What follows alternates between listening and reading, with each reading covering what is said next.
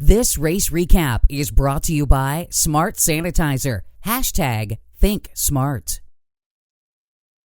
After losing a year to the pandemic, drag racing in the wine country of Sonoma, California made a strong return with 3 straight days of packed grandstands and pits. The stars of the NHRA were all too eager to put on a show at the NHRA Sonoma Nationals. And boy, does Steve Torrence know how to put on a show. Torrence, the points leader, picked up his 3rd straight win and now has 1 more win to go if he's to become the 8th driver in NHRA history to sweep the famed Western Swing. It wasn't an easy win by any means, as Torrence beat Leah Pruitt by only 0.02 of a second at the stripe. The victory also secured Torrence the first berth into the countdown to the championship. The Wally is going to go in his hand, and Steve, on paper, Leah Pruitt pretty much dominated the day against you until right this moment. What was it in the final that you needed to win here? Man, I tell you what, the good Lord was looking after my butt up there, because I went up there and I was a little antsy on the tree. I knew it was going to come down to that. I don't even know what the race was.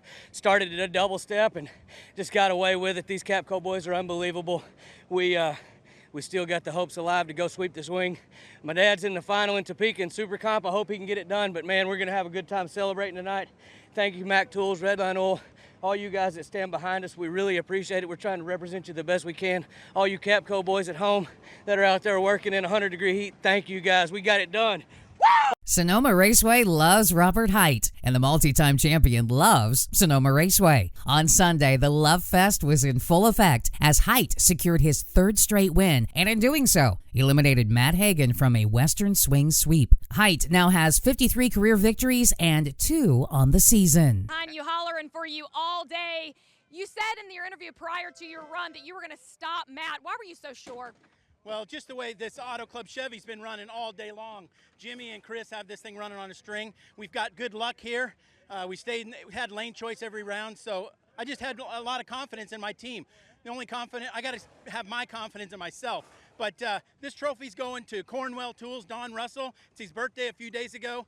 We had our Jayco trailer here this weekend. It's been an unbelievable weekend. We're heading to Auto Club Raceway now. It was Youth Day in Pro Stock on Sunday as 2 of the Factory Hot Rod Division's young guns did battle for the class championship. Second-generation drag racer Karen Stanfield picked up his 2nd win of the season, driving the Janik Brothers Camaro to victory over Dallas Glen. And Aaron's holding his 3rd career Wally. And when you look back at today's event, what run do you think was the one that really set you up for this performance here in the finals? That's tough to say. Every run's really important, and the guys did a great job with the hot rod today. I felt like I was driving halfway decent, and they were giving me a great race car. And I always said everything's got to come together to win, and today it came together. And I got to thank everybody at Elite, Tim Freeman, Big Al, Rodney, Casey, all the guys that worked so hard on this race car. The Janik brothers, JC3 Energy. These guys let me get out here and do what I love, and all my friends and family back home rooting for me. It's a good day. Congratulations. Yes! Mark one off of the bucket list for Karen Stoffer. Stoffer, who considers Sonoma Raceway a home track, scored her first victory since 2019, stopping Andrew Hines, who was making his 99th final round appearance. Stoffer now has 10 career NHRA wins and her first as a part of White Alligator Racing.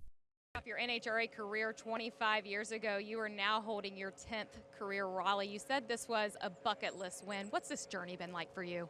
Yeah, Sonoma Race is absolutely on my bucket list. I kind of call it my home track because I raced Division 7 so long, and I was a Division 7 championship. So, coming here to Sonoma, this has been phenomenal with the friends and family. And, Tim Kalungian and Jerry and the Warbike, they put me a good package together. I know before in my interview I said I could go toe-to-toe, and it was a good race with Andrew. But I tell you what, that TK Motorsports and that that War racing bike is phenomenal. I am so honored to ride it. But this is for, all the people that have stuck with me, the Skillmen. But specifically at Sonoma, this really goes out to the Seipel family. I was born and raised at this track, did a lot of racing here, and so this one's for the Seipel family in its entirety. The Lucas Oil Drag Racing Series brought all the big guns to Sonoma, and headlining them all was a first-time winner who has chased the dream for many years. Prior to Sonoma, Ralph Van Papagum had 5 runner-up finishes. The 6th time was a charm for Ralph as he scored the monumental comp eliminator victory when Tony Mandela couldn't make the call.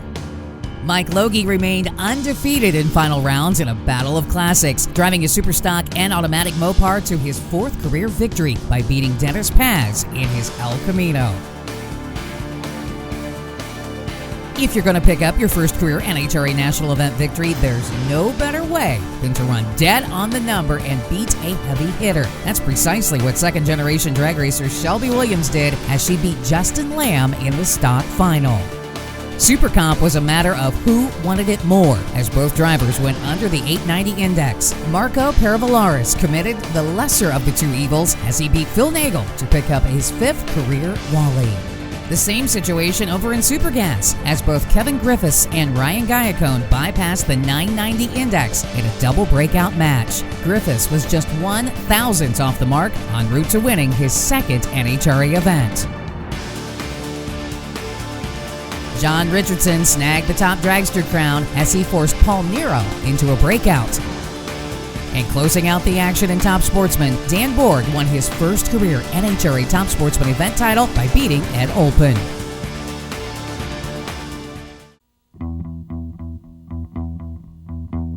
The NHRA heads south to Pomona, California for the pandemic-delayed NHRA Winter Nationals in July, the 10th stop on the Camping World Drag Racing Series.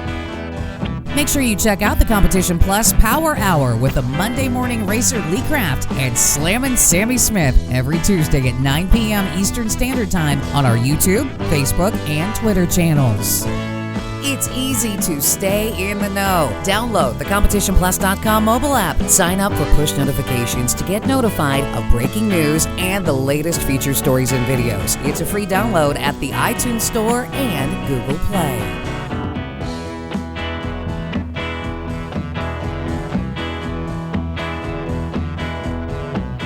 I'm Kathy Fisher, reporting for Competition Plus TV.